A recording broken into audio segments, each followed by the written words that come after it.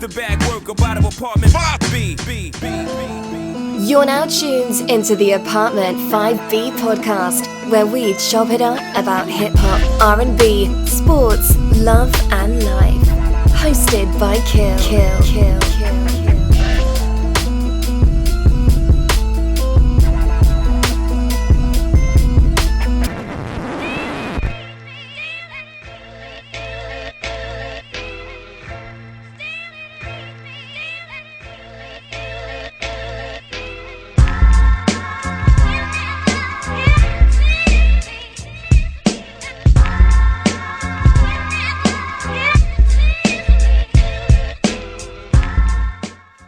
What's good? You tuned in Apartment 5B, hosted by your man, Cal. I got my squad with me in effect today. As always, ladies first. Porsche, what's going on? How's it going, Cal?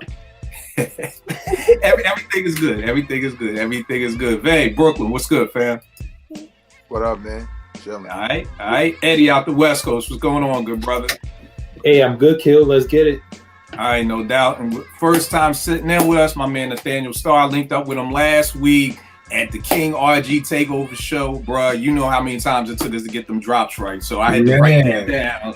Yo, man, we was at the radio station. They asked us to do drops. And I was like, dog, I ain't never done no drop. Like, I'm used to getting the people to do the drops. Like, but quick plug, King RX Takeover show every Monday, 7 through 9, hosted by King RG and Miss Her, streamsport.com. You can check them out. Definitely dope show. Nathaniel Starr, what's going on, good brother? Peace, family. I'm good, man. I'm good. Pardon the mess. It's crazy in here. Hey, it's all good. You said you just got finished recording. That's fresh out the booth. That's the best time to get it in. Y'all know me. Let's get right into it. So a couple of weeks ago, XXL was on Twitter asking like, what was the most vicious diss song ever, and everybody was coming with No Vaseline and Hit 'em Up and all that stuff, the bitch and you and everything. And my man Steve, who's like an R&B dude, hit me like, yo, man, why in hip-hop y'all always want to salute the violence? And what was the most vicious song? What was the song that talked about somebody's wife? Like, what's up with the inspirational music? He's like, that's why I don't rock with y'all hip-hop niggas, because y'all want to do is take each other down. Like, all right, bro. I'm like, cool, I got you, bro. You know, like I said, he on the R&B tip. But I was like, yo, you know, that's a dope show topic. Like, that's dope. So today we're gonna be talking about the top 5 inspirational, motivational songs that informed us about stuff. That's something that just puts the, you know, the battery in your back to keep you moving. Something that may have taught you something that you didn't know before, and just show folk that, you know, we could do inspirational stuff and everything like that. Nathaniel, you were guest this week, man. Why don't you set us off? What's one of the first joints you got and break down why?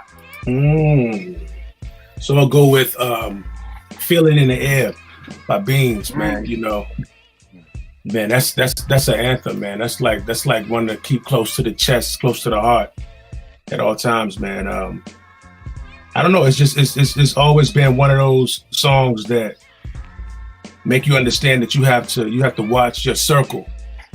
You know what I mean? You have to like keep the squares out of your circle, man. Right. That song gives me life every time I hear it, bro. Yeah. Every time. It's something about that joint. The crazy thing was when I found out Heavy D produced it. You know what I mean? I didn't know that. Wow. Oh yeah. Heavy D produced that joint, and it's so left from what I was expecting from Beans. It's slow. You know what I mean? But the video was crazy too with meth in it. You know what I mean? So just, you know, like you said, so much game in that song. So I definitely feel you on that. Porsche, what's one of yours? My first one is Hip Hop Hooray by Naughty by Nature. And that one is honestly the chorus. It's literally just if that song was just the chorus, it would be just as good. I love everything about it. I think it just is so championing hip hop. It's you know, high energy. It's got, well, good energy anyways. And yeah, everything about it just reeks of positivity to me. So I love it every time it comes on. Like, that is never ever getting skipped. Doesn't matter. It could come on like 10 times in a row. I'll listen to it each and every time. Like, it really, this song makes me like so proud of hip hop. And I love Naughty by Nature for that, because this is like an old track, a timeless track. It's always going to be like hip hop's anthem to me. So that's dope. The funny thing about Hip Hop Array, I remember being at Morgan in 93, freshman year. And, you know, I mean, we're at Morgan, so you can only be but so hard. Not too many murderers are going to college. But even a hard rock dude was still, like, in the club, like, hey, oh, like, no matter who you was, like, you still were. I don't care if you just stomped somebody out on the bridge 10 minutes ago. You was at the spot, you know, so I definitely feel you on that. Definitely. And so slept on, too. I feel like Tretch gets this bad rep for, like, just being this dude who just came up with these corny anthems. One, to me, Hip Hop Hooray wasn't corny. You know, OPP wasn't corny. When we got to the craziest, we was getting a little, you know, but Hip Hop Hooray, I mean, but Tretch, people forget, there was a time in life that Tretch was like top 5 walking the planet Earth. You know what I mean? Tretch is criminally underrated for his abilities, his emceeing, his rhyming, his lyrics, everything. Tretch is amazing. He's a beast, for sure. But a lot of times when people say that, I'm like, did you ever really listen to Naughty? Like, did you hear Yoke the Joker? Like, did you hear Uptown Anthem? Even on Ghetto Bastard, like, Tretch is going in. You know what I mean? So, shouts to you on that joint. Vay, what you got for one of your joints, man? I got Tupac, Dear Mama. I think for me, the record at that time in hip hop, at the age I was at, it was kind of unexpected for me. Like I didn't expect a record like that to even get a video or a single, and it really, like, the beat, the hook, everything was like really fitting. And what I liked about it a lot was, you know, I could relate to it as a child of a single mother. And, you know, a lot of my friends were, you know, had single parent homes, and usually that single parent was their mother. So for Tupac to do a record like that, and not just pay homage to single mothers or his mother in particular, but to really talk in detail about his moms, because, you know, for one, it's called Dear Mama, so your first expectation is he's just going to talk about how much he loves his mother and all the good things she's done. But, you know, he's talking about his mom's being on crack, all the struggles, everything. And it really connected with me as a hip hop fan to say that, you know, not every record is about, you know, a party or, you know, who's the dopest or who got the best rhymes or whatever the case may be, that you could really speak to reality and things that people are going through in their neighborhoods, and not only the children of single parent homes, but also the mothers. You know what I'm saying? This was a song that you could play for your mother and say, look, hip hop's not so bad, is it? You know what I'm saying? So that was one of the records that really connected with me and kind of inspired me as a writer, and to look at hip hop as not just being about being a dopest, but being an artist. Yeah, that's dope. That's dope. The funny thing about Dear Mama, I remember from hosting 889, nobody ever called up, at least in the 93 to 2000, ever asking for a pop song, but they called up for Dear Mama. You know, I didn't play the shit, but they did call up for it. You know, I mean, I'm just saying, Dear Mama kind of slows the crowd down, you know, kind of, you know, stops the party, you know, but people did, that was the one pop song they did call for. Ed, what's one of your joints, man? All right, what's good? So the first one I got Common Beat. And that song, I think, just from the instrumental, how it begins and builds up, I mean, it just feels inspirational, you know? So all the songs I'm picking, these are songs that I will throw on, like if I need to feel inspired or motivated, these are all songs that I'll put on. So that joint, the way it builds up, and then its lyrics, you know, starting off, I want to be as free as the spirits of those who left. I'm talking Malcolm, Coltrane, my man Yusef, and, you know, just all the bars in there motivational to the end, you know, waiting for the Lord to rise. I look into my daughter's eyes and realize I'm going to learn through her. So, I mean, to me, just really dope joint. And that was also his comeback album. So I feel like it was a good way to set it off. And definitely one I always go back to if I need that kind of pick me up. Yeah, that's dope. The funny thing about B is T was actually pregnant with Nay at the time when it dropped. And that song, that was one of my honorable mention joints because, you know, like you said, the line about, you know, look into my daughter's eyes and realize I'm going to learn through her. The Messiah may even return through her. If I'm going to do it, I got to change the world through her. So that just like kind of always sat with me like, damn, man, I'm having a daughter, you know what I mean? And at that time, I didn't want a daughter. I wanted a son, you know what I mean? Like I literally came from the sonogram, like, and wanted to cry when he was like, yo, you having a daughter. I'm like, I don't want no daughter. What am I gonna do with a daughter? Like, what, you know, she ain't gonna want to hang out with me. She gonna want to be with her mother all the time. And now I tell people all the time I wouldn't trade Nate for, you know, a million sons. But that line definitely, you know, stood out to me. So that's huge. The way I did my list was I kind of got songs that kind of inspired me or motivated me from like as a kid all the way up to kind of like where I am now. So the first joint I'm gonna go with is Public Enemy's Night of Living Bassheads. Now, the funny thing about this song is I told my man I was doing this show, and he's like, well, he was like shocked, like, what y'all gonna name? Like, UNITY, Latifah, like, what uplifting hip hop is this? You know what I mean? And I told him about Bassheads, and he was like, what do that got to do with anything motivational? And I said, for me at that time, it's 88.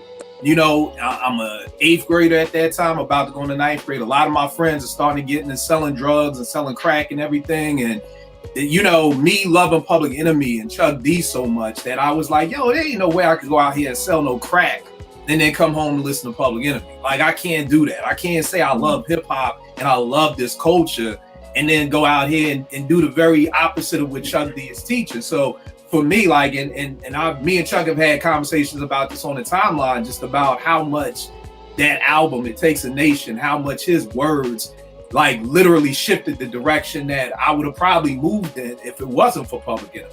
You know what I mean? And it's funny because the boy Stag Selector said one day, he said, you know, there's a difference between people who hip hop saved your life and people who just listen to this music. You know, and there's a lot of people out there where you really like, I can say that saved my life. Like, real talk. Like, I know I wouldn't be where I am right now if I was selling crack. I may have got killed, got shot, locked up, who knows? But I doubt I graduate high school, go to Morgan, graduate, you know, whatever. So I always say like that right there, you know, definitely motivated me, I guess, in the direction of doing the right thing, just because of how much I loved hip hop. So the first joint I got is Night of Living Bassheads. Nathaniel, what's another joint you got, good brother? Let me see. I think I'm gonna have to go with Juicy by Biggie, man. Okay. I mean, that song, I mean, right out the gate, bro, like, this album is dedicated to all the teachers that told me I never amount to nothing, man. That's like the story, bro. You know what I mean? Like, it's you know, you got to believe in yourself, even if others don't. And sometimes your motivation is to prove those naysayers wrong.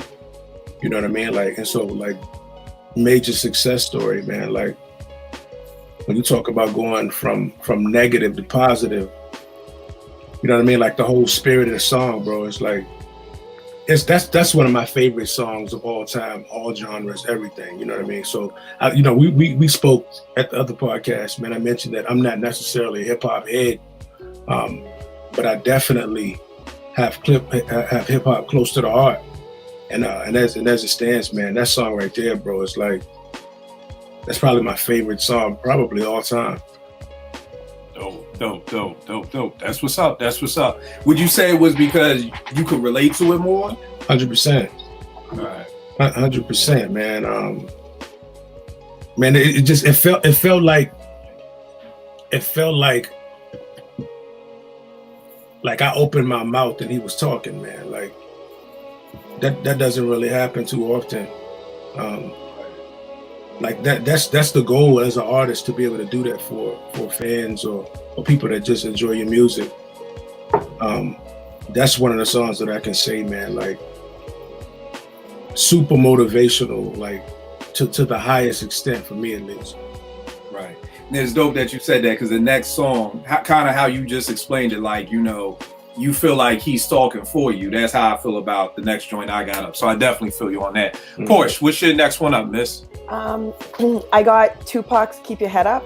And right. Yeah, the reason I have that one is because, the nature of the song is Pac is sort of talking to his godson and a little girl. And he's going through sort of like, giving them advice about life, about people, about society, about all these kinds of things. And although it's specifically meant for, or at least I get the feeling it's meant for his community, you know, there's still pieces in there that kind of resonate with anybody. Whether it's a dude, whether it's a woman, like he's empowering women, he's uplifting women in this song. And it's kind of, I mean, I love it because Pac is, everyone always thinks that, like, you know, Tupac and Biggie and all these like 90s rappers were always just demeaning women and they didn't care about women, and a lot of their lyrics reflect that. And I'm not trying to say that they were, you know, not doing that, but there are songs that also are on the flip side, and this is a perfect example of one of them. And for that reason, I love it. I love the beat. Pac is just so raw, I guess I want to say. He's just so real. And everything he says, like if you just kind of look at the lyrics in this whole song, everything he says is just so truthful and really can teach if people actually paid attention and took it to heart. Yo, that's what's up. That's what's up. Veg, what's another one for you, good brother? Another one for me is Common's Retrospect for Life off the One Day It All Makes Sense album. Again, another record, you know, listening to a dope album for the first time, and One Day It All Makes Sense. Not expecting to hear something like that. It kind of really put a pause to my hip hop hype and made me really listen to his lyrics and what he was saying, and think about, you know, the whole idea of talking to a aborted child, you know what I'm saying? And that was something I had been through. So it really, you know, again, I didn't expect it when the song came on, and it really connected with me in a way where I felt the same way he felt. You know what I'm saying? Thinking about it, knowing it's something you don't want to do, but because of current circumstances, you do it, and then you kind of regret it. You know what I'm saying? And I think he reflected my personal feelings on that matter, and probably a number of people who felt. And I just thought it was a dope record because, again, it goes beyond just being a rapper. Again, for those who look at hip hop as just cuss records or whatever party records you hear on the radio, this is why we call them hip hop artists. We have artists in the genre who take time to reflect off life, because that's what art imitates life. And I really felt like Common did a hell of a job with this song lyrically. I think Lauryn Hill is singing on the hook, right? I think so. Yeah, Lauren's on the hook. She's on the hook. Yeah, Lauren's on the hook. She has the perfect tone and delivery. On, you know, just the whole rendition on the Stevie Wonder song. It was just a song that I love.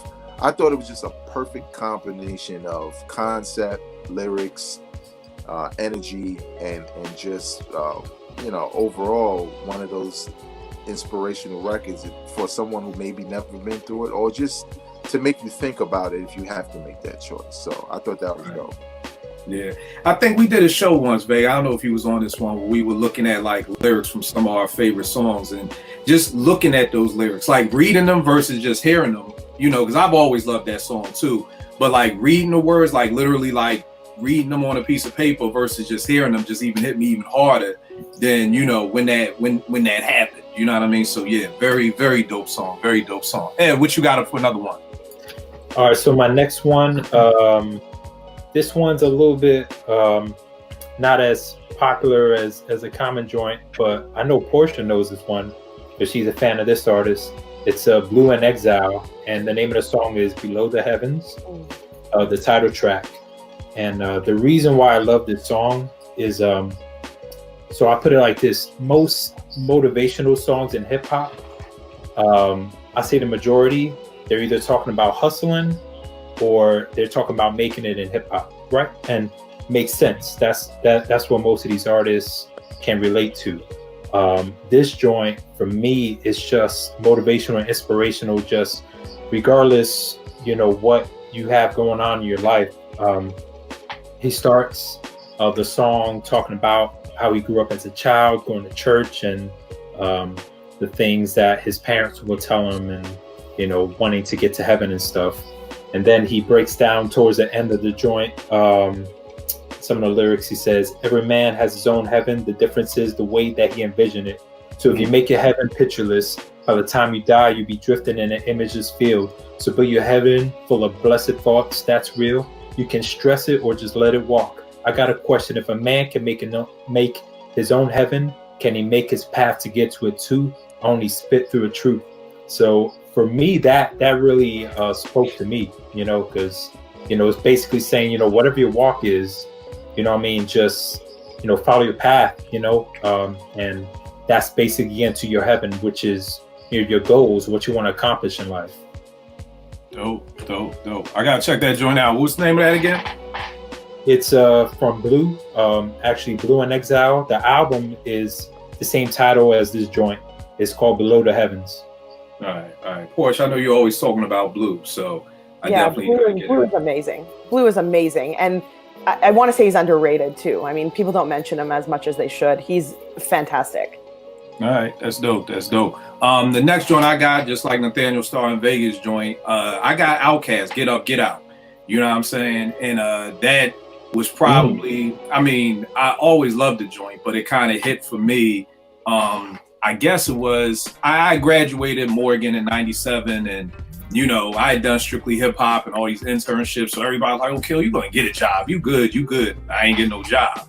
And then I moved to Atlanta at the time. I was staying with my girl at the time, and just everything was just falling apart. My mom was just helping me pay my rent. And I was one of those people who's like, I'm going to graduate. I'm going to get out, do my own thing. Mom ain't going to have to take care of me. I'm going to be taking care of her. So, just all those, certain bars and Get Up, Get Out just got at me. Like when CeeLo, at times I feel like I'm just a disappointment to y'all. I felt like that. Like, damn, my mom's and people done took out loans and anteed up for me to, do this stuff. And I'm out here in Atlanta, I can't even get a gig. The music wasn't popping up, was popping. Even when CeeLo says, I admit I've done some dumb shit and I'm probably going to do some more. You shouldn't hold that against me though. And I thought that line was dope because most times people were like, yeah, I did some dumb shit, but I'm good now. I'm good. I'm finished. But when he was like, nah, but I'm probably going to do some more, let's keep it funky. I'm going to fuck up again, y'all, just everybody's verse in there. When he said, you need to get up, get out, cut that bullshit out. Ain't you sick and tired of having to do without, Or he got the line what he said, he said something about, is that why you can't get your ass up out the bed before 3? Back in the day, y'all, when I wasn't working, I wouldn't wake up till 3 o'clock in the afternoon. People would be like, yo, Kill, can I get a cut? I'd be like, yeah. They'd be like, yo, what time I come through? 3. Kill, I got a job interview at 1. Yeah, nigga, come through at 3. I'm not waking up until 3 o'clock. You ain't got a job. Why am I getting up early? Why? So that, and then, even with Dre's part when he said, that if you play now, you're going to pay later, thinking she was talking yang, so I paid her no attention. I graduated high school, on the cusp of not graduating, literally. I was bullshitting all through high school. Most people love college and all the shit they did in college. I did all that shit in high school. I don't even know how I got out of high school. I barely got out of high school so much. When my mom got the letter that I got into Morgan, that nigga, my mom called the school. Yo, get that. My mother called the school, the office, yo, find Kill, yo, call him out the office. That's how much I barely just got out of school. That your mother is like, yo, shut the school down. This nigga just got into college. Get Up, Get Out was definitely one of my joints. Yo, let's do this real quick. Let's take a pause for the calls real quick. Nathaniel Starr. Like I said, I met this brother last week at the radio station. We were both up there to chop it up with my man King RG. Yo, bro, tell us a little bit about your music, what you got going on. How did it all get started? Because the first thing you said to me was I just don't rap. I sing. You do everything. You do hip hop. You do blues. You do R&B. You do every genre. How do you even do that? How do you do every genre of music? How is that humanly possible? Hey, I don't know, man. So I started off singing and playing guitars. I probably got 5 or 6 guitars in this house somewhere.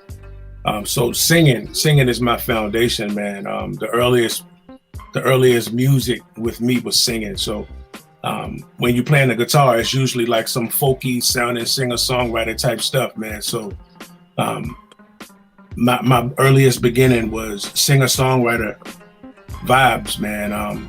My first band, we were called Acoustic Groove Trio, man. So it was like an acoustic soul vibe. I rapped with that a little bit. But I don't know, I guess when I was early on, 14, 15, 16 area, man, I started rapping. And then I just blended all the worlds, man. Like, I love everything too, man. So I'll do country music, man. I'll do, like you mentioned, some blues music. I'll do some Afro beat music, man. Like, whatever the spirit moves me to do, man, I just go with it. It's like, I don't even really think about it. I'm working on a bunch of projects as we speak, man. All of these different genres. If you can see this whiteboard on my wall, it's kind of crazy.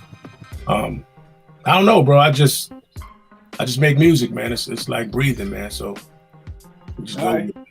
No doubt. Now tell me this: you just dropped this album, The Bushmaster. Yeah. I think you said October this year. You know what I mean? You got my brother Grab Lovers on it, the youngest soul brother. You got Camber on it. You got Wordsworth on it. How did this album come together? Man, so I work with my brother. He's, doing two sounds is myself, a brother named Vintage, a ridiculous producer. He produced the entire album. I met Camber years and years ago. What's funny is that me and Camber actually had a project, just him and I, that never came out. That we did like 6 years ago or something like that, man. Some dope stuff. Like, something happened with his hard drive, the stuff crashed, and so I got all of the super rough stuff, which is still kind of dope.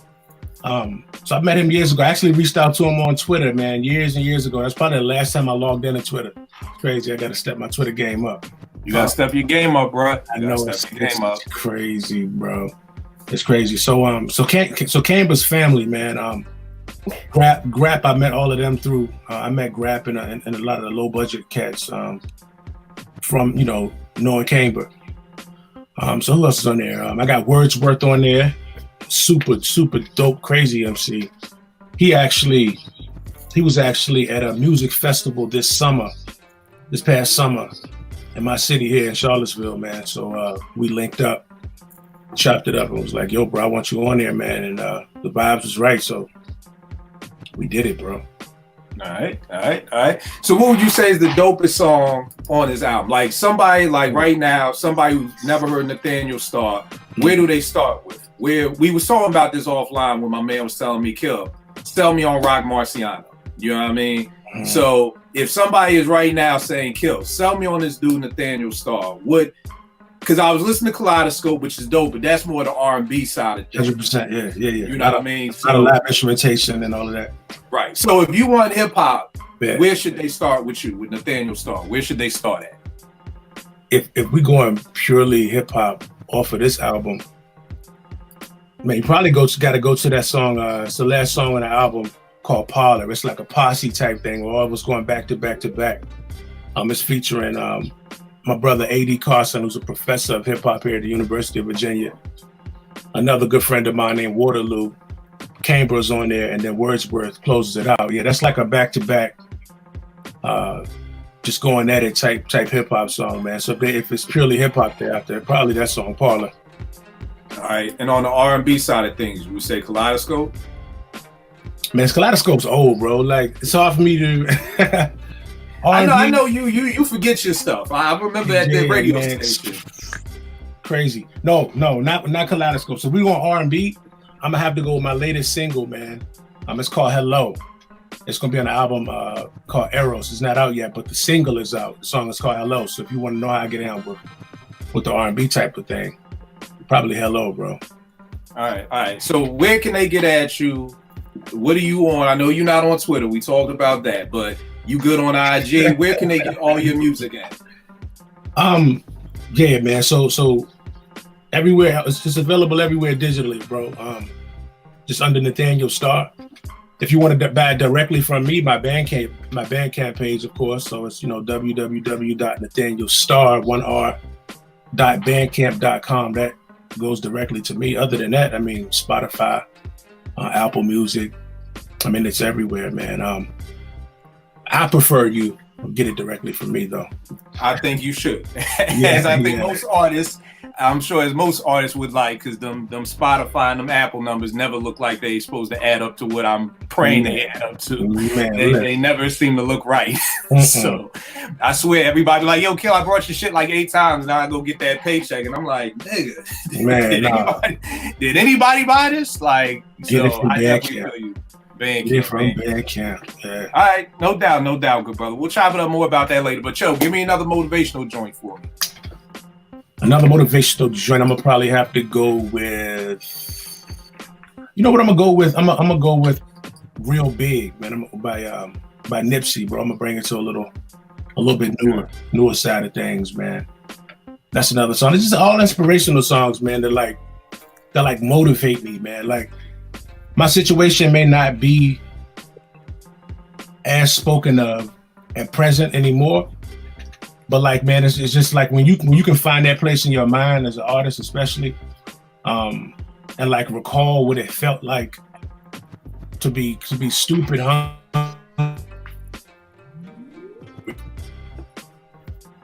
songs like that, like they put you right back in that zone, man. Real Big is crazy. Like, just talking about, you know. Like, so one of the lines where he says is like, can't even see the stars, but we still wish. You know what I mean? Like, that's crazy, man. That's like poetic. So I don't know, man. I feel like these type of songs, man, like for me at least, put me into a space that opened up everything creative wise. So like, I can listen to that song and go write a song that has nothing to do with hip hop, man. But just because it puts me in the mindset of I gotta get it, you know what I mean? So Real Big by Nipsey Hussle, bro. That's my third one. No doubt. Porsche, what you got up next, miss? I'll go with I Am Woman by MC Lyte from her debut album. And I love that one. I mean, in terms of motivation, I mean, I wish I could write and rhyme and rap and produce and do all these musical things. I wish I could say that it motivates me in that capacity. But what I love about it is, again, it's one of those empowering sort of, so it's on Lyte's debut. She's coming out, she's establishing herself as an MC that is, on par with all of these dudes that we know and love and are great. And she does a fantastic job. And I think on I Am Woman, the lyrics are just so confident and they're so sure. And she just is a force. And that song to me is like captures that. And Lyte has the skill to back that up. So I love that it sort of all comes together for me. And that's how I kind of see it. When I listen to her whole debut album, like that song sort of sticks out. Obviously Paper Thin, but that song sticks out for me just in the fact that when it was released, how it was released, like what she was saying, the climate at the time when you look back. So yeah, that song is definitely one that sticks out for me. Yo, the funny thing about that, and off topic for a second, Veg, I know how Lyte was received because she's Brooklyn, but like somebody asked me my top 5 MCs from Brooklyn, and I realized I had to start putting Lyte's name in there.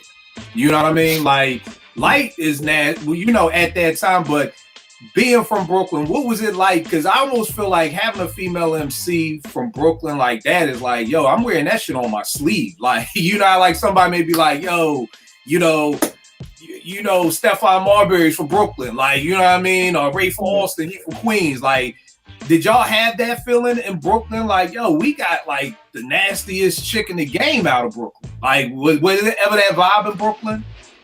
Yeah, I think definitely. Like back then, anybody that came out of Brooklyn, anybody who had a hit record and you found out they were from Brooklyn, it was like instant pride. So to know that MC Lyte was from Brooklyn, like you listening to her music with a little extra bop to it, you know what I'm saying? Because there's a pride level there. But yeah, man, I had to start doing that also because a lot of times when, you say, okay, well, who's the best from the borough? You go straight to the guys. And you forget, that, well, MC Lyte was from Brooklyn, you know what I'm saying? And Lil' Kim and Foxy Brown, like they're all from Brooklyn. And they'll say it. So I there definitely was like a lot of pride in having somebody like especially with 10% disc, because I mean, you know, that's Brooklyn all day. You know what I'm saying? Like defending herself in that way. Even the way she spit it, the look, you know, you look at her videos, the way she spit them verses for her songs, you know what I'm saying? She just kind of got that swagger to it. So yeah, it was a lot of pride there. All right, no doubt, no doubt. What's another joint you got, Veg? All right, man. So when you're talking about motivational songs and inspiring songs, and this song motivated me to do the right thing. It's Redman's "How to Roll a Blunt." My next song. Now, you know, full disclosure, I had already done this stuff. I was a teenager when this album came out. But Redman was just saying a lot of things that, you know, you knew, but you wasn't sure about, like who should do what, and you know what I'm saying, how you roll it right, and you know, whether somebody's giving you a blunt that's not rolled right or smash saliva on it or whatever the case may be. I just thought it was a funny record, but at the same time, at my age, I was kind of like, oh, word? Okay. Yeah, I don't like that either. You know what I'm saying? So Right. It was just one of them joints that kind of like gave me a confirmation, you know what I'm saying, of this is how you roll a blunt. This is how a cipher is supposed to happen, because Redman said so. Right. So I think for me, it's one of those records that just stuck with me, because even when I hear it now, I think about, you know, those moments of what was going through my head at the time of thinking, like, you know, you want to, when you're a teenager, you want to act like you know everything. You know what I'm saying? Like, oh yeah, I know that. Yeah, I've been with girls. I know that. But you don't. You know what I'm saying? Right. So when you have somebody that's a little bit older than you telling you do this, you kind of like, all right. And then you go and pretend like you always knew. Right. So yeah, for me, that was a joy. Redman, How to Roll a Blunt. All right, that's what's up. Ed, what you got up next, man? All right, my third joint, kind of keeping on the same theme. I got a joint from MC from DC named Odyssey. And the name of this joint is NNGE, which is an abbreviation for Never Not Getting Enough. This joint is just really motivational. Is basically the theme of this joint is, you know, don't let anyone or anything stop you from, you know, getting, you know, what you deserve, getting what you want, you know, from hustling, from, you know, doing your thing, whatever it is. And the way this joint starts off, it just sets the tone. So the first few bars, it says, I mean, what is there to fear? I'm from Black America. This is just another year. If you're new to disrespect by your elected puppeteers, well, let me show you how to persevere. So it's pretty much saying, all right, you know, everyone got every excuse in the book why they're not making it, why, you know, things are hard. You know, we're, you know, the government, you know, is not for us. You know, society is against us. He's basically saying, you know, I already know all this. This ain't new, you know. So we're still moving. We're still getting money. We're still motivated. We're still going to do this. So I think it's a really dope song and really motivational. That's dope. The next joint I got up, this is I kind of jumped the gun because I was going from teenage years and then right after graduation. But while we was at Morgan, I want to say it's 96, 97. KRS his joint A Friend. You know what I mean? And the reason I love that joint, I mean, the beat is just, I love that beat. Like, that is one of my favorite beats. And even just like the bars, we can't have trust and you can't hang with us. You know what I mean? Like, one thing I can say Morgan taught me a lot about was friendships. You know what I mean? And understanding that everybody ain't your friend. You know, you may have somebody that you just get high with. You got some people you make beats with, but everybody's not your friend or whatever like that. So like that joint to me just kind of spoke to it, and kind of like what Vague was saying earlier, like it kind of was almost like a step-by-step, like, yo, this is what friendship is supposed to be about. Like he got a line in there like, yo, I could trust you around my girl. You know what I mean? There's a lot of jokers, you won't leave with your girl, and you know what I mean? You be like, nah, shorty, come on with me. You ain't staying with this dude. You know what I mean? So it kind of just, for me, helped kind of put things in position of like, yo, this is what a friend is about. And I just thought it was dope. Like, yo, it's, I know Houdini did it back in 84 with Friends, but yo, we going from 84 to 97 without a song even talking about friendship. You know what I mean? So I just thought it was a dope topic, Friend by KRS. So definitely one of the joints that always kind of gave me game. Nathaniel, what's another joint you got up, good brother? All That I Got Is You, man, by Ghostface. Man, that so I guess you can sense the theme that that I'm going with, man. I'm a vibe person, bro. So it's like, I just gotta, I look for that energy, that zone, man. That just, I'm always constantly looking at it as a way to like stay hungry, man. Like, I love music so much, and then, like I said, it's like breathing, bro. But it's like you gotta stay hungry, and like so all of these type of songs. They just put me back in that mindset, man. Like the way that most of us grew up, man. Like a lot of us grew up, the way he's rapping about in the song. So it's like, growing up with your cousins and stuff all in your crib. You know what I mean? They're all over the bed.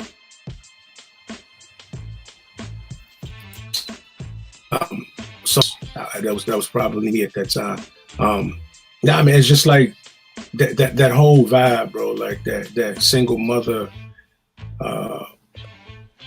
inner city project life, bro, that a lot of us had. I go to a lot of songs that just like essentially almost like bring tears to your eyes, man, and like put you back in that spot so you can just remember, where it all began. So you can just like press through and like, it's just inspirational for me, man. Like, and as I mentioned before, like the songs that I write don't even always touch on that subject matter. I just like to get myself going in that type of vibe so that I can really get it. And going back to what you said before, that's the way people can reach me. I don't think I answered that 100% properly. So IG, you can find me at Nathaniel Star Music. I'm gonna step my game up on Twitter. All right, bro. All right. So that is what is that? What is my Twitter handle? I think it's I am so music. I am so music. That's my Twitter handle. So I'm gonna step it in, yo. This time. You've convinced me. Yo, here's the funny thing about that Ghost joint. Because here's the thing with the Biggie joint. The funny thing about Juicy is I still know people who give big hell for that joint. You know what I mean? Even though if you've seen the movie, he didn't want to use the sample, and for all the reasons people don't like Juicy, people still give big slack for that. But Ghost joint don't get I've never heard nobody say nothing bad about crazy, right? All I Got Is You. Like nothing. Like Ghost is like in the first, like Ghost was just so untouchable. Ghost could have done whatever he wanted. So what's that? Why do you think that is? Ooh, Vague, what you got? I think because in the Biggie record, I think a lot of people have somewhat told that rags to riches story. Not that it makes it just run of the mill, but Ghost record, like me growing up in the projects, I'm poor, right? But then when I go to my friend's house, I'm like, damn, we live in the same block, but they're way poorer than me. And I think Ghost's record shows you that, yeah, we're all poor, but some of us are really struggling with a lot of, like a lot of different stuff. Like I didn't have to trade my pants with my siblings and eat off the same spoon, even though I don't believe that one. Go to Chinese restaurant and get you a spoon, fam. Yeah, that's a little far. But I think because Ghost is joined with the piano and all the sad things he's saying about, growing up in poverty and really kind of feeling like he can't make it. I think with Biggie, we knew his mom's was a teacher or administrator, one or the other, in the school or whatever. Yeah. And I knew where he lived. So it was like, yeah, but no. So I think it's just different levels to the struggle that makes people look at in the sample. That Juicy sample just really turned a lot of people off. True. But Ghost was just different, and his situation just seemed worse. You know what I'm saying? He just talked about the bad stuff for the most part. Yeah, and I think. I was going to add. I think with Ghost song, I I feel the emotion more, you know, and the instrumental helps as well, but you know, just the emotion in his voice, you know, when you know he's talking about them situations, you know, with Biggie, his flow so smooth that I mean, you hear what he's saying, but you don't get the same emotion that you get from Ghostface. Facts. You can hear Ghost's voice cracking when he's rapping, man. Like it was coming from a different place, man. Like so embarrassing. I couldn't stand to knock on their door. My friends might be laughing. I spend stamps in stores, like all kind. I'm like, you could just, but you can hear it in his voice, man. It was, you're right. Biggie was so like extra smooth. Biggie was the smoothest dude out there, but Ghost definitely brought an element of like grit and grime to that type of song that I feel it made it crazy emotional. Like you can listen to that song and your eyes get all teary, man. That never really happened with Biggie. Biggie's Juicy was like a motivational song. It felt good, and you could still like bop to it. You know what I mean? But you wasn't trying to do nothing but listen to that. All I got is you, man. That thing was crazy. You got to stop what you're doing and just like vibe out to that one. Yeah. And the crazy thing, I think it's too, like Veg said, that sample. The Juicy joint, I think, just turned a lot of people off. You know what I mean? Which is crazy to me because according to Pete Rock, he was making the same beat, and Puff came down to the basement and heard it, and then gave Toll and Poke to loop up Juicy. So I'm always questioning folks. So if it said produced by Pete Rock, are we not shitting on Juicy now because it used the M2 sample? You know, because that's the story. Pete is like, yo, Puff came to the basement, heard it, jacked it, and went back. And then that's why they gave Pete the remix to it. But I mean, you know, so that's the weird part. And then I think it is all smooth. And I think throughout years, people have like tried to shit on Big's legacy. Like, oh, his mom said he always got a Christmas. But I'm like, yo, here's the flip. I ain't grow up in the projects, but my mom's definition of Christmas was not my definition of Christmas. Like, you know what I'm saying? Like, my mom could be like, that nigga got everything he wanted. I'm like, well, I didn't get all the polo and all the Hilfiger. So, you know, like, my dad will tell you, I send child support, nigga, not really. Like $100 a month ain't buying shit over here, my nigga. So, you know, technically I did get Christmas, but if you from the streets, you know your Christmas is not the Christmas you trying to look like when you go to school on Monday. So, true. I think at the end of the day, it is everything like Ed and Veg said, that, and you said just Ghost emotion. Ghost was that dude to be able to pull that off and for people to be like, yo, that is true. And that's the part that, like, you know, Ed was sharing a little bit early on. Y'all know, like, I always tell people on Twitter, my life is the good and the bad. So niggas know last year was a horrible year. I lost my grandfather, my man Rilo I used to rhyme with, heart attack. My mint Tay got murdered.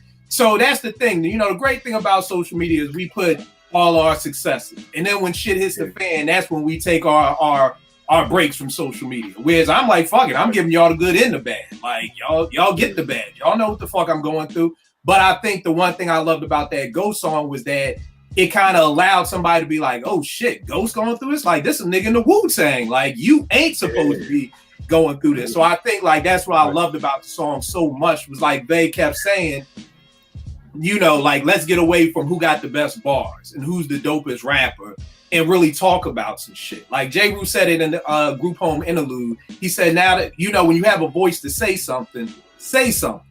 You know what I mean? And that's why I love songs like the Ghost Joint, the Common Joint, because these dudes are actually taking the time to not be the dopest MC, but really share and really say something. Porsche, what's your next joint, miss?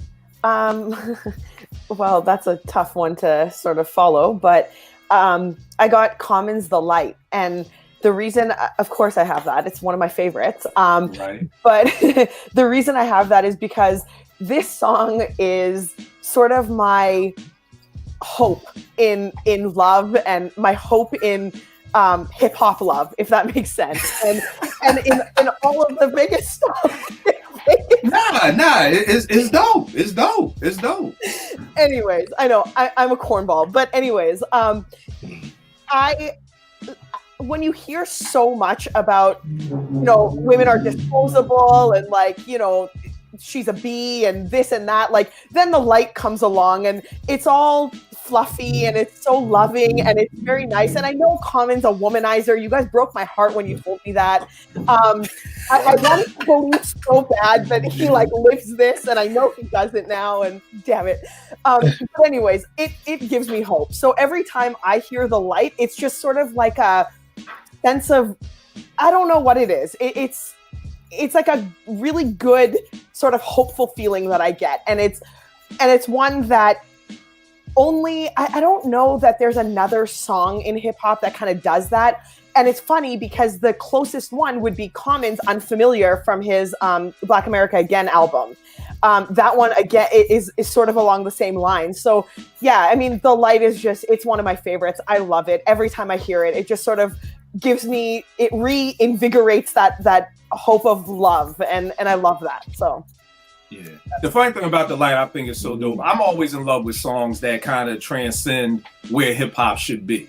You know, so I remember reading an interview and Khan was like, yo, people want me to perform this song at their weddings. You know what I mean? So like, that's where hip hop is not supposed to be. Hip hop is not supposed to be getting played. And I don't mean just being played like as, you know, when you dancing at the reception, but like, no, people want me to perform The Light at their wedding. Like, people want this to be part of the ceremony, not the after party when everybody drunk, but no, part of the wedding. So I love any song that can transcend where hip hop is supposed to go. And hip hop ain't supposed to be a part of your wedding. I can tell you that. But I love the fact.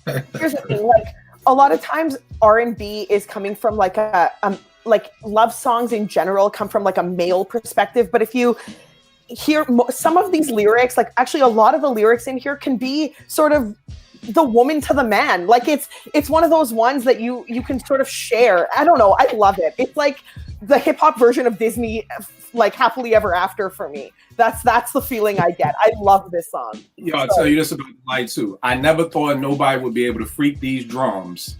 God, my brain. You're getting a little too smart. I'm slow, y'all. I'm almost 46, so bear with me in my brain. But RZA used these drums for Incarcerated Scarfaces, and I never thought. And at that point, I was like, yo, throw this record away. Just get rid of it because you ain't doing nothing. But Dilla, I ain't saying The Light is better than Incarcerated Scarfaces, so don't at me. I'm just saying it's a dope song, and I never thought anybody after the RZA using those drums would have been able to freak it that dope, but leave it to Jay Dilla to do it. And just the Bobby Caldwell sample is just a perfect hip-hop song. The beats, the rhymes, just everything just fits perfectly for it. So, Vay, what's another one for you, good brother? Another one for me is Boogie Down Productions, You Must Learn, off of Ghetto Music, the Blueprint of Hip Hop album. At the time, you know, being a young man, you know what I'm saying, and hearing a record like that, and I saw the video first, to be honest. I didn't hear the record. I saw the video first. And to have all the images in the video as KRS-One was explaining Black history and empowering Black people with like knowledge of self and all of that, and really how he was breaking down different things, really like reinforced a lot of things I was already hearing, I was already learning at that time. But again, you know, I still wasn't looking at hip hop for that information. And for KRS-One, who, you know, Criminal Minded days and all that, I thought of him in a different light. And this was when they started to call him the teacher. You know, a little bit before that, but this was one of the records that really reinforced that whole moniker. And I think for me, you know, I was just really searching for that identity at a very young age. You know what I'm saying? And to have this art form that I love, you know what I'm saying, that I was basically growing up in, to have one of the pioneers, one of the dopest MCs at the time, to sit there and break down, and also included in it the visuals in his video, you know, instill pride in me as a young Black man and teach me some things I didn't know.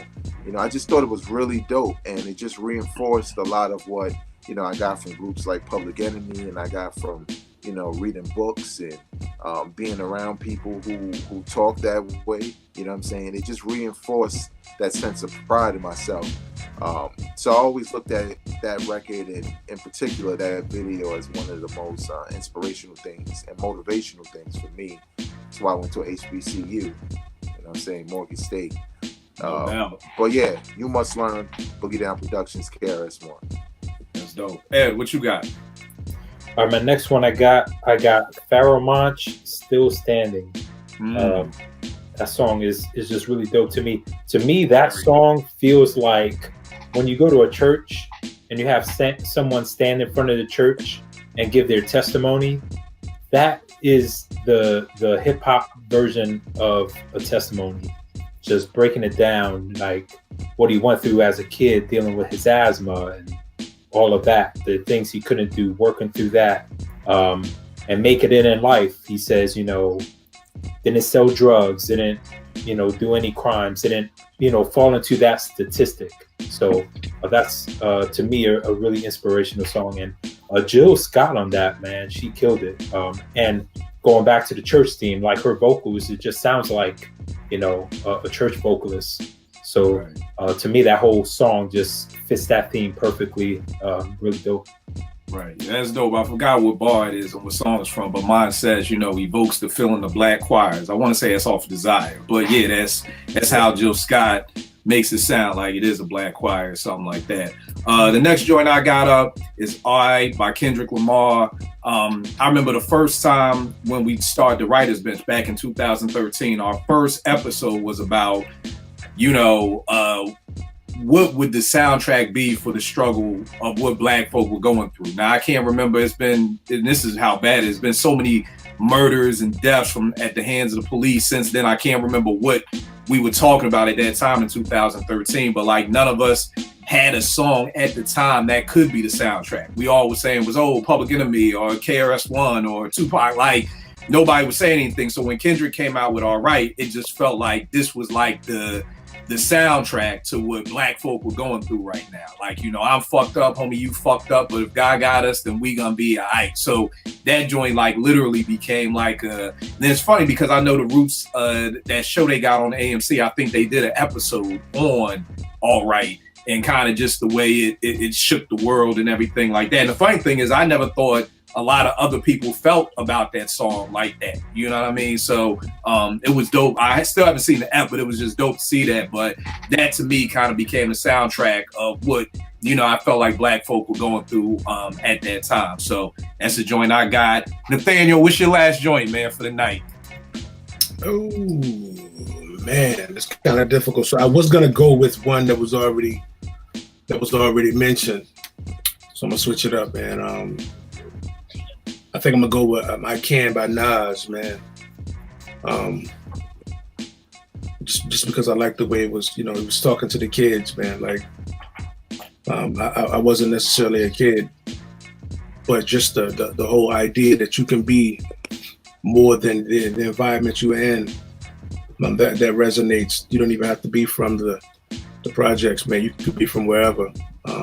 And oftentimes the environment, when you get older, you realize your environment is what you choose to surround yourself with. But when you're a child, those decisions are kind of made for you, or you're younger, those decisions are made for you. So that could be motivation to anyone, not necessarily the inner city kid. It could be the kid from middle America or what have you, man. But just the idea that you can rise above the things that you see around you and to actually just study, man, and be a student. Because like one of the verses in there, he really gets in there kind of heavy when he was talking about the African empire is called Kush and everything of that nature, man. So it kind of embodies a whole lot of stuff there, man. Like, so educate yourself, focus, and you can do whatever you want to do. That's a vibe I like. All right, no doubt. Funny thing about that song is I fucking hated that song, but me working with kids, I saw how much they loved it. You know what I mean? So it was like this weird feeling because it was like, God, this song is corny, but my kids love it. So like, it was that joint is right. Right. You know what I mean? I was like, okay, you know what I mean? Because it was that whole little piano. I was like, my God, but seeing the way that my kids reacted to it and how they loved it, I was like, yo, how can I not like this song? So it's like a baby dealing with a baby mother. Like you love her because she's the mother of your child, but you hate her because she's your baby mom's. Whatever. bad analogy. Whatever. All right, Porsche, what you got for your last one? My last one, probably predictable, but it's "Sky's the Limit" by Biggie. And I mean, it's so self-explanatory. I mean, this is coming off of after Ready to Die. So it's a whole different sort of perspective from Big. Like we didn't really get this on Ready to Die, except for maybe Juicy, but even I would say this one's a little bit more motivational and inspirational than Juicy was for me. And I mean, it's just riddled with all of these, like, you know, empowering sort of lyrics, like keep going, don't give up, like, you know, just every single thing we know about reaching goals and getting to where you're trying to go is captured here. And 112 was perfect for the you know, for the vocals and Big's. I mean, it's a very, very good. So it's my favorite off of Life After Death. So yeah, I mean, that's one without a doubt. Yeah, it's funny. I've always loved that Bobby Caldwell sample, and the crazy thing is, your last two songs have been Bobby Caldwell samples. Yeah. With the Light and with this joint, My Flame, which is if folk watching have never heard My Flame by Bobby Caldwell, please check it out. It's an incredible song. Always loved the song. And then I want to say Mo B did this beat. I want to say Mo B did it, or Clark. Either Clark or Mo B did. I can't remember which one. But crazy beat, just love it. So yeah, Bobby Caldwell, you can't ever go wrong with him. And everybody, he is white, because I know people lost their mind to BET Awards because folks still didn't know Bobby Caldwell is white, y'all. What you won't do for love is a white man. Okay, just so we all know. Vay, what you got for your last joint? Kill, if I reveal that, you'll say I'm always ruining shit. Well, I'm hoping people knew, but no, Vay, you ruined people's hopes and dreams. Like, I don't think nobody black was like building their life on that. Like, you come up with like, yo, I saw Lil Fame get knocked the fuck out at the roller rink. It's like, oh, not Fame. Like, that's what you bring to the table. Like, that's your story. Like, me saying T. Marie is white is not prayerfully not ruin anybody's night. Like, your stuff like is like the Easter Bunny. And like, I was babysitting my god kids yesterday, and I keep forgetting they still believe in Santa. So I almost fucked up Christmas, you know. So that's who you are. You're like the uncle who comes around, like, yo, what, Santa? Why y'all got this shit on the wall? Like, Santa ain't coming, you know. That's who you are, Vay. That's the difference between I hopefully people knew, but hopefully I did not ruin anybody's Christmas by saying Bobby Caldwell is white. Vay, you be telling me Big ain't right is wrong. So it's a totally different thing when you do that. Now I know. But what's your last one, fam? My last one is Ice Cube's Us. It's similar to what Eddie was saying about Odyssey. This is off the Death Certificate album. An album that was like extremely pro-black and gangster and ghetto. And then when you get to the B-side, you had this song called Us that points the finger back at the black community and says, okay, yeah, we know this about the government, we know this about the white man, but what are we doing this? Why are we doing this as drug dealers? Why are we doing this in our community? Why are we not buying businesses and keeping the money within the hood? And, you know, I think for me, again, it's unexpected on an album, especially from a dude like Ice Cube at the time. I know he was with the Nation of Islam and all that by then.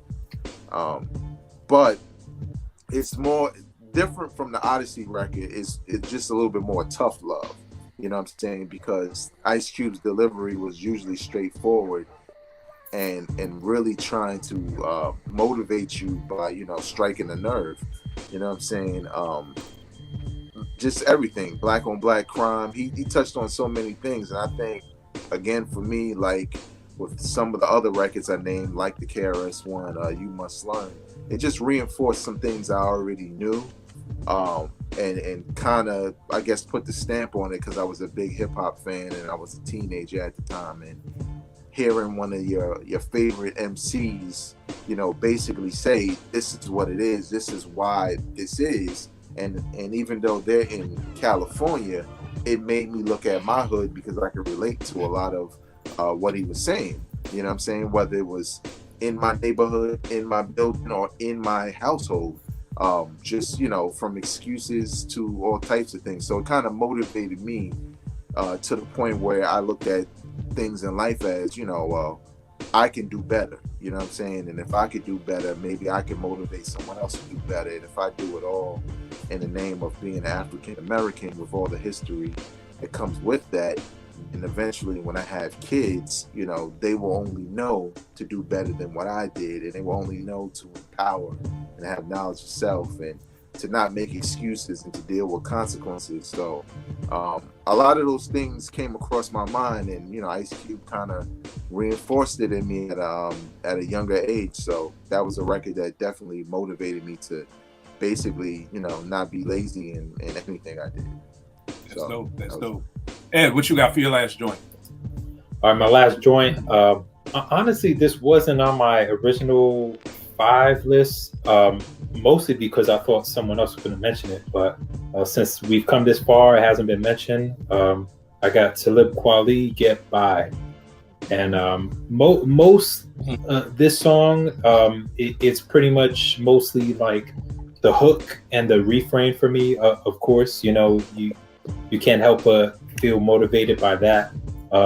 But even the lyrics, I want to say it's like long-term motivational, but it's really talking about, all right, what do we do to get from one day to the next? You know, sometimes that's all we need. We just need to make it through this day and get to the next day. So that's kind of what I take from that. And like I said, you know, the hook and the refrain, just get by. And you know, the very, very dope instrumental by Kanye West. I think that's pretty much what made me a Kanye fan. That song, as far as like his production and stuff, that's the first joint that made me a Kanye fan. Bro, Get By was crazy. That beat was stupid. I remember the first time I heard it, I was like, yo, this nigga, he ain't on some shit. You know what I mean? So I definitely feel you on that. The last joint I got, I'll go with Expensive Jeans by Fonte. You know what I mean? Mainly just because it's talking about black folk and our health. You know what I mean? Like, he's got a line, we got an oceanfront view, but the scope is so limited because young niggas be dying of old nigga shit. You know what I mean? And I don't know about anybody else. Like I said, my man Rollo, 45, having heart attacks. You know, I got people out here, my man, you know, died of not colon cancer. Just the moral to the story is folk are out here dying of like old people shit. Like people my mom's age who's 65 and 66. You know, it's people my age or younger going through similar things. You know what I mean? And then, you know, he's got a line where he says, got a sleep app to tell you got sleep apnea. He be all in your seats with a CPAP, and I got sleep apnea. So, you know, I just felt like it was just not only speaking to my situation, but speaking to situations of a lot of people, especially black men, most black women and women in general. They go get their health checked out. Black men, I think Chris Rock said, like, yo, we ain't getting nothing checked out unless like our dick fall off or something. Like, excuse the roughness of it, but you know, like that's it. That's the only way we go into the doctor. Like, it could be like, yo, my arm don't work. Fuck it, you know, put some Robitussin on and keep it moving. Like, so we don't do a good job of taking care of ourselves and looking out and making sure we're going to the doctor. Seriously, one of the dudes in the men's group I teach said he ain't been to the doctors in 40 years. I'm like, my G, like, yo, give me a health card. Like, I'll go with you. Like, you know, and then he never showed back up to my men's group again. But, you know, I understand that his fear is, you know, there's something wrong with me and I'd rather just not know. Whereas I'm like trying to teach people, learn about it so we can get it fixed. Because you don't know, like I always tell people, you're going to pay now or pay later. And when you pay later, it's always going to cost more. It's always going to hurt more. So it's easier just to go to the doctor now. So I love the fact that, Fonte even spoke about that on the last album. Anybody, Porsche, you got any honorable mention joints or anything? Yeah, I got Step Into a World by KRS. That one, I don't know why every time that beat drops, I don't know. I love it. Like, it just is so, the energy, it's high energy. And I think a lot of it has to do with seeing KRS perform that in DC. And it was just, it took over the entire venue. Like, it was just, the energy is so dope. And when I hear that song, I mean, it's just, it carries through. And yeah, like, I love it. I love it. It's a good one. All right. That's all you had? That was your last one? Yeah. All right. No doubt. Nathaniel, you got any extra joints that got left off? Man, I wanted to do Dear Mama, bro, but it was already spoken about. But like, nah, man, I'm not gonna. I could always go Champion or something like that by Kanye, man, just because it talks to, like, you know, that's a song about who it's for. I got a couple of kids now, man, so that's my motivation for everything, man. Like, the desire to like build generational wealth, the desire to be successful, to leave a foundation for them. So I feel like that song kind of talks about that a little bit, man. So I don't know, maybe Champion by Ye. All right, no doubt. Eddie, you got any extra joints? Yeah, I got one. The funny thing about this one, it doesn't really sound like it would be motivational, but for me, it's one of those that is so relatable that it kind of inspires me. It's Fonte, The Good Fight. And he had a line in that where he basically says, everyone got to do a fucking job that they hate, you know? So who can't relate to that? Right. And it's just one of them joints, you know, you listen to it, you're like, all right, you know, you're going through some shit. And you're like, well, I'm not the only one. It's kind of relatable, and you kind of brush it off and just move forward. Right. And it's funny you say it because there's something about relatable things being relatable, period. Like I can remember as early as 4th grade, I failed a test, and the first thing I tried to do is find out who else failed. So at least I ain't the only nigga who failed. Like somebody else failed, okay, I feel good, because I ain't want to be the only one who failed. So it's kind of like you said, you want to feel like you're not alone in this situation. You know what I mean? And everything like that. Vay, you got any extra joints? Yeah, I got one. This is more so from a MC standpoint, but Eminem's "Lose Yourself." I think when I first heard it, I hadn't seen the movie, and I knew it was like loosely based on his life or whatever, and the whole battle rapper thing. But I didn't pay attention to the lyrics when I first heard it, and until I guess maybe the second or third listen, and the way he describes like the motivation from, in this case, the MC getting ready for an MC battle. I could relate to it, and I think at that time when it came out, I had been rhyming since like '94, and kind of went through different stages of having your first little raps to getting a little confidence and maybe having some darker rhymes. But around that time, I had already graduated college, I already was married, I already had a infant at the time, so I was trying to think, like, do I still rap? Like, you know what I'm saying? Like, is it time to hang that up? And I think hearing something like that motivated me to just start recording projects, because I love to do it.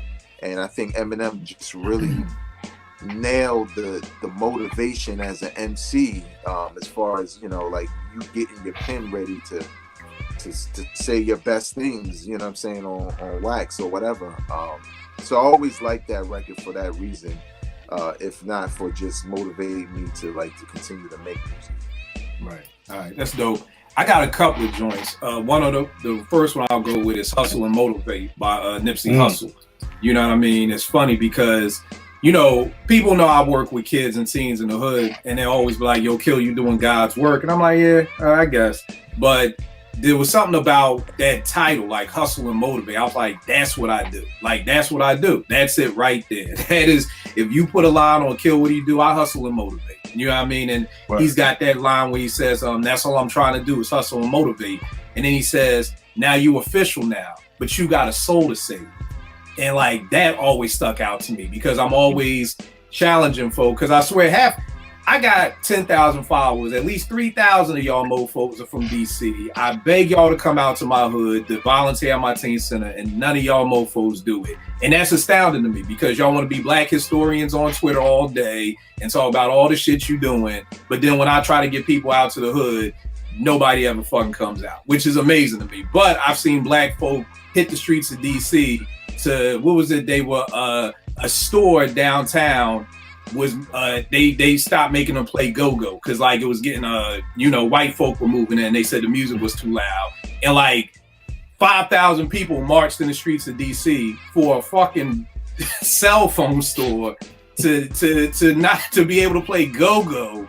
But when I ask you mofos to come out and work with some kids, it's like, yo, I get crickets, And it's wild because I just posted a picture. My man Chris, who's my man, this white dude showed up at my job 4 years ago. I'm like, what you here for? He's like, I'm here to volunteer. And I'm like, ain't this some shit? Y'all always want to talk about white folk, but it's the white folk who show up in the hood to volunteer. Like it, so that's my hustle and motivate. I got Wake Up by Brand New Bench. You know what I mean? I never forget the first time I saw that joint. Like that was the first time I really like understood the 5% thing. Like, you know, I can always see Rakim and Kane kind of touching on it, but like that whole like vague, you talking about kind of learning, it was like, wow, like, yo, the black man is God. It was like, oh, okay, like that definitely stuck out for me. Vague, you said Retrospect for Life, Common, Wet Dreams by J. Cole. Vague, you kind of touched on it with How to Roll a Blunt, where people always act like you know what you're doing. Of course, the premise of the song is a dude and his girl about to do it. He trying to act like he know what he doing. She trying to act like she know what she doing. Y'all get in bed together. It's like y'all both virgins. You know what I mean? So I always like the story behind that. Thinking of a Master Plan, YZ. Most people may not know if you're not too old, but YZ, this cat out of South Jersey, Trenton, New Jersey. Definitely a dope joint. Joe Budden's Only Human. Then I had Vapors, Bismarck. Like I always love the Vapors, just on some old like, yo, I'm gonna blow up, and I'm all you people who fronted, can't wait for y'all to catch the Vapors. And then I got Brown Skin Lady by Black Star Porsche, like you were talking about, just saluting black women and everything like that. And then Mac Miller, this joint called 2009 off his Swimming album. I love this joint, man. He says something like, sometimes I wish I took a simpler route instead of having demons that's as big as my house. Isn't it funny we can make a lot of money, buy a lot of shit just to feel a lot of ugly? You know what I mean? And that's what a lot of folk out here doing. People don't want to admit to it. I've done it plenty of times. I get in a bad mood. I just go out, buy a whole bunch of Polo, and then I'm like, I still don't feel no better. You know what I mean? And you think that you could just buy in shit and, you know, stuff like that. Another song on the R&B tip, people don't talk about Solange's Cranes in the Sky. That's a very, like, she touches on something. Like, yo, I tried to sex it away. I tried to smoke it away. You know, I tried to buy, like, it's a lot of stuff. So prayerfully, you know, I definitely want this kind of spark a conversation on Twitter because, again, we put our best selves out on social media for the world to see. But wait a minute. You never said that we could do R&B songs, man. Well, my bad. I just thought Solange. If you got something, let me hear what you got, bro. It's too late now. Like, I gotta go study and think now. It's like, my bad. I just thought of Solange just off the top of my head. You did me dirty, man. You can add it to the post on Twitter when Kill posts. Yeah. When you post on Twitter, and you can jump in on Twitter. And there you go. I'm a flood. Yo, real quick, what y'all banging this week? Bang, what you been banging this week? I actually been going over a lot of the records I'm considering for my top 5 of 2019. Okay. So if you follow me on Instagram, I've been posting some of them. Trying to figure out which ones are the best of the best, because there's so many that came out and there's so many new joints that came out that's dope. Trying not to be a prisoner of the moment and try to remember, you know, everything that came out. But what I was playing before I got on with y'all was the plugs I met. Benny the Butcher, man, yo. I think that nigga my favorite rapper right now. Hands down, I think he's my favorite rapper. Like, he just literally, like, I was listening to the Griselda compilation, and it's like when that dude starts rapping, I have a certain level of attention to, and I used to be like that with Conway exclusively. But when he starts rapping, man, this dude is he's just nice and he's confident, and the way he puts his words together, like he is like a second coming of the way Prodigy used to put his words together in a similar way, but he's an improvement upon, obviously, you know, having somebody like Prodigy already laid a foundation, but. Yeah, probably the Benny the Butcher, the plugs I made. That was the last thing I listened to. All right, Ed, what you banging this week? All right, I got Vegas mentioned this one, that Griselda compilation. That was really dope. The Fred the Godson new joint. Yes, sir. You mentioned it. Who produced that joint? Was it the Heatmakers? I thought the Heatmakers did everything. I think the Heatmakers only did 3 on there. All right, but anyway, it's still a dope project, very dope project. And that new Vern Hayes with a Polly Rob, Praying with Dirty Hands. Shout out to Vern, a very dope project. Yeah, no doubt. Nathaniel, what you been listening to this week, man? Man, truthfully, man, I'm in creation mode, man. So I'm not really listening to much of anything. Earlier I was listening to some Eddie Hazel, super dope guitarist, man. Yeah, man, I'm in the zone of creating stuff, man. So I try not to even bring other influences into my head, man. I ain't listening to nothing right now, bro. All right, no doubt. Porsche, what you was banging this week? The Griselda joint. Like I listened to it so much, it got me like tweeting out the ad libs, and then people were like hopping in my mentions, like, I can't believe you're typing out ad libs, like boom boom, the doot doots, and this and that. It was dope. But I made a Christmas playlist with all the hip hop Christmas songs, so I've also been banging that, and I love it. So I start my mornings with that, and then I sort of eases into my day. So it's a dope playlist. So. All right, no doubt. And for me, I've been banging hold up. You got any up, Death Row Christmas records on that playlist? Death Row? Yeah, Death Row put out a Christmas album. Y'all know? I have some, not all of them. I've got Snoop. Like Santa got shot in the hood or some shit. I forget. There's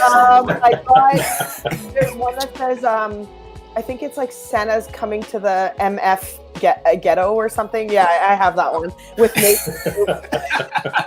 I got Curtis Blow on there. I've got Outkast and Run DMC. So yeah, it's a dope playlist. I already posted it up on Twitter. All right, no doubt. I'm banging the Griselda joint. It's funny because I don't know if y'all peeped it, but they got a little documentary series of them making this album. And on the second episode, because I like it, but I was like, yo, something's missing. I can't put my finger on what it is, but something just ain't there for me. And then the second episode, they're talking with Derringer. So ever since the joint with Conway, I think it's called Bang, came out, I've been seeing, produced by Derringer and the Beat Butcher. And I'm like, who is this Beat Butcher dude? Because it ain't like Derringer's beats are that complex that he needs somebody else. But during the documentary, they say because it's on Shady, they couldn't have any samples.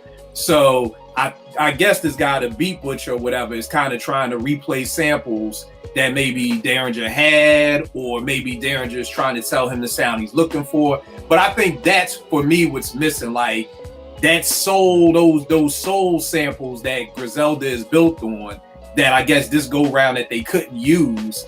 To me, that's kind of what's missing for me. I mean, I love the album, there's no knock, but it's just like that for me is what's missing. And then the flip of that is I've been banging up Marcialago, Rock Marciano new album that, again, I guess because he's not on a major label, has all those samples that we're used to getting from, Rock Marciano and that whole sound. Also, tune in this whole week. We'll be giving away tickets. Rock is coming to DC December 8th at the Howard Theater. I got like 10 more tickets left, so we're going to be doing Rock Marciano trivia all this week on my Twitter page to give away the rest of these tickets. So, but yeah, that's why I've been banging that Rock Marcialago out. Loving that joint to death. Vague, let them know where they can get at you, good brother. You can follow me on Twitter and Instagram at Vegas World INC, and check out my podcast. It's available wherever you listen to podcasts, called Hip Hop Now Podcast. All right, Ed, give him everything, good brother. Twitter at EddieD80. All right, Nathaniel, give him everything again, good brother. On IG, Nathaniel Star Music, 1R. On Twitter, which I'm about to get right with, I Am Soul Music. Facebook, Nathaniel Star. All right, and again, what's the Bandcamp page? The Bandcamp page is nathanielstar.bandcamp.com. All right. Porsche, give him everything. Twitter is at Porsche. All right. And you already know what it is with me, Kill889, Twitter, IG, will make beats for food. Don't forget, when you're going through your albums of the year, me and Vegas got a crazy dope album, Keep Calm. We brought Friends, that is out. My young boy Musei's album is out, Adolescent Tales. Yao's album is out, You're All Welcome. There's a lot of dope indie music that's out there. My man Nathaniel Starr, the Bushmaster, is out. I know it's so much music out, but don't forget about us indie artists still trying to, do what we love, and then maybe pay a bill here and there too, and send a kid to college. So don't forget about us. So you already know what it is. I will check y'all next week, y'all. Good looking out, y'all.